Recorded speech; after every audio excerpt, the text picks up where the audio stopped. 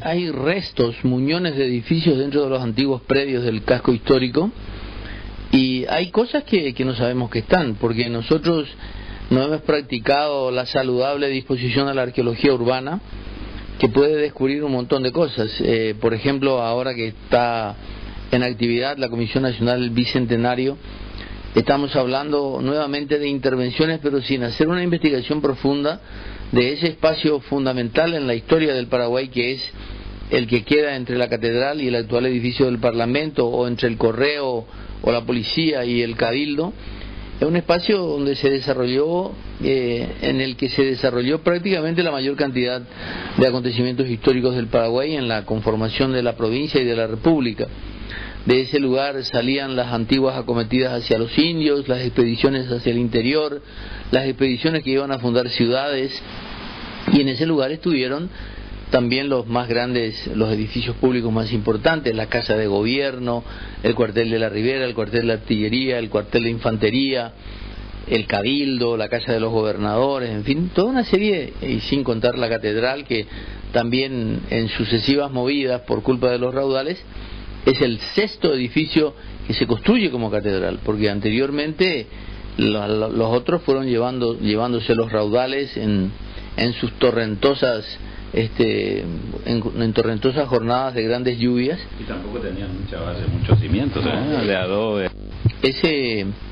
Para decir cuál es el edificio más antiguo, tal vez tendríamos que hacer una incursión hacia el interior de los recintos en el microcentro, o hacer algún trabajo de excavación, pero si nos atuviéramos a lo que se ve a simple vista, evidentemente que hay restos dentro de la casa Oscar Eseneto, donde estaba el antiguo cuartel de San Francisco, donde puede haber construcciones de mayor valor cerca de la Plaza Uruguaya. En el interior del antiguo Colegio Militar, hoy Parlamento Nacional, hay construcciones que están a 2 metros debajo del nivel de piso, que era el antiguo Colegio de los Jesuitas Exiliados, que probablemente sea de 1700 y algo así. Y después tenemos la construcción de la Casa Frasquerí, que hoy se llama Manzana de la Ribera, en una parte, que es una construcción que en el plano de Azara de 1783 no figura, pero en el plano de Ramón de César de 1787 figura. Por lo tanto, se presume que entre 1783 y 1787 se edificó esa casa. En una revista de la Casa de la Independencia se menciona que esta casa data de 1770 y algo. Sí, es probable, porque resulta que las casas de Asunción, las antiguas, empezaron a adquirir extrañas tipologías cuando en 1821 se hace la reforma urbana que ordena al dictador Francia, que él mismo se encarga de recorrer las calles con un teodolito fijando las directrices o la traza de las calles. Una cuadrata, quizás. Claro. Y entonces ahí, y no es cierto que Francia con ese procedimiento intentó perseguir a sus enemigos, porque no es una disposición exactamente rectangular o cuadrada la de las manzanas, sino que fue siguiendo la disposición que tenían las calles, tratando de evitar los edificios más importantes. Pero sí se puede notar que algunas casas reacomodaron ciertos lampinamientos que le hizo la pica del dictador. Por ejemplo, la Casa de la Independencia evidentemente debería haber tenido una gran recoba adelante, que se recorta, se le quitan los pilares, etcétera, para dar amplitud a la calle Presidente Franco, que no es justamente en esa parte, no tiene una vereda demasiado importante.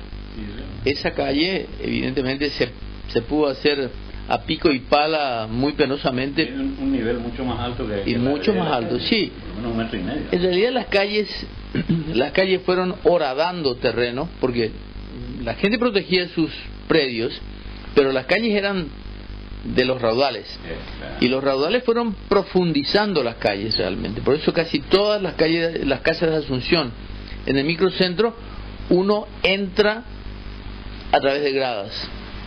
Solamente cuando se instalaron los comercios dentro de una disposición relativamente moderna, entonces los comercios tuvieron el mismo nivel de las veredas para el acceso de la gente. Por eso decía el capitán Aguirre que era un enorme anfiteatro, porque viendo desde el otro lado del río desde el otro lado del río, no de la bahía, porque también, si nosotros nos fijáramos en alguna cartografía existente, hasta 1889, que es un plano de un cartógrafo francés, la bahía no existía, era un río, era un brazo del río Paraguay, no existía la bahía. O sea, esa península antigua no estaba. No, era una isla, estaba, pero era una isla. El río no era río, no era bahía, y eso se conoce perfectamente.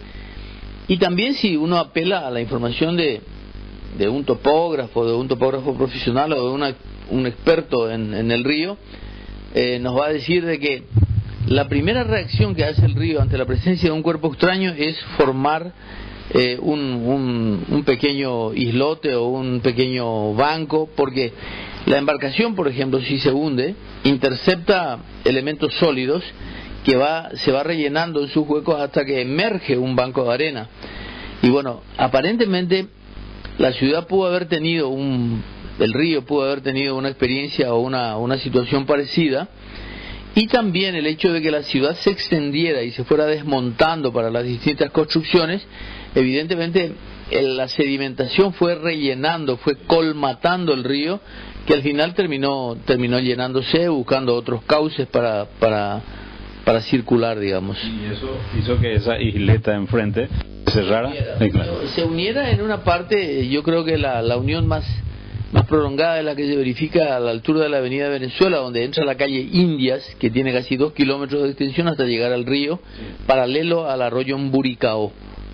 En esa parte es donde antes, en la continuación de la avenida Venezuela, o la calle Venezuela, antes.